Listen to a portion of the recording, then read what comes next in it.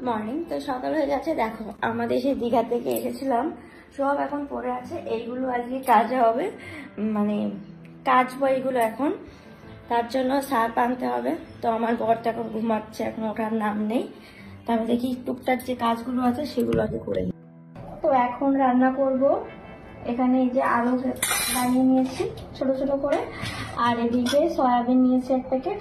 তো আজকে আলু আর সয়াবিনের কষা করবো, মানে রাত্রে রান্না ওটাই হবে, যেহেতু আমরা বাড়িতে ছিলাম না তাই বেশি কিছু এখন করবো না। ভাতটা হয়ে গেছে এবার।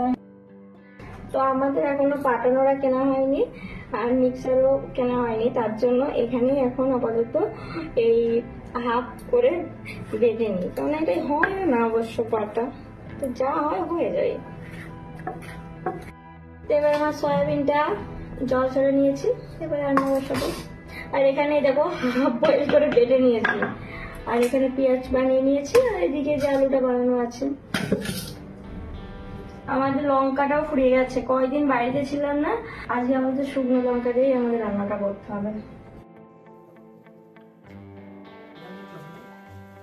আজকে আলু সয়াবিন দিয়ে কষা করবো। তাহলে একটু গ্রেভি রাখবি, হ্যাঁ? গ্রেভি মতো করবি, তাহলে খেতে হবে।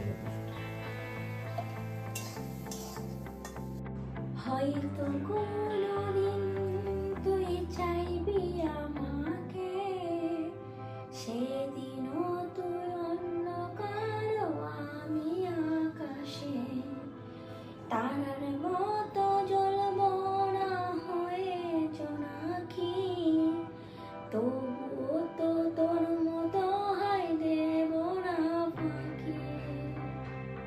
এভরিওয়ান, তো এখন সন্ধ্যা হয়ে গেছে, তো সন্ধ্যার তো কিছু একটা টিফিন করতেই হবে। তো সন্ধ্যা টিফিনের জন্য এখন বসে দিয়েছি পাস্তা। এই যে পাস্তাটা সিদ্ধ করছি। তো আজকে একটু পাস্তা করবো, ডিম পাস্তা করবো, যেহেতু চিকেন নেই তার জন্য ডিম পাস্তা করবো। তো চলো, খাবে তো? ওয়েট করো কিন্তু। সন্ধ্যার টিফিন আমার এই যে পাস্তা হচ্ছে, আর এই যে ডিমটা ভেজে নিয়েছি এখানে, আর আমার সয়া সস নেই বলে এখানে পিসার সস নিয়েছি, এটা দিয়েই করবো। এটা দিয়েই আমাদের হয়ে যাবে, আর এটা দিয়ে ভালোই লাগে। আর এখানে আমি পাস্তার মধ্যে আলু পেঁয়াজ দিয়েছি, আর লঙ্কা পেঁয়াজ আছেই।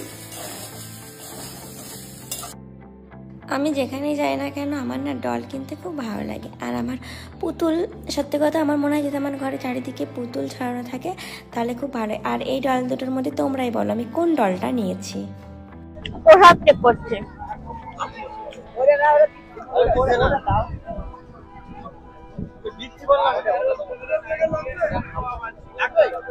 হ্যালো এভরিওয়ান, তো এই ড্রেসটা আমি অনেকদিন আগে নিয়েছিলাম মিশো থেকে, তো যেহেতু আমার ফিটিংস করা হয়েছিল না বলে পরা হয়নি।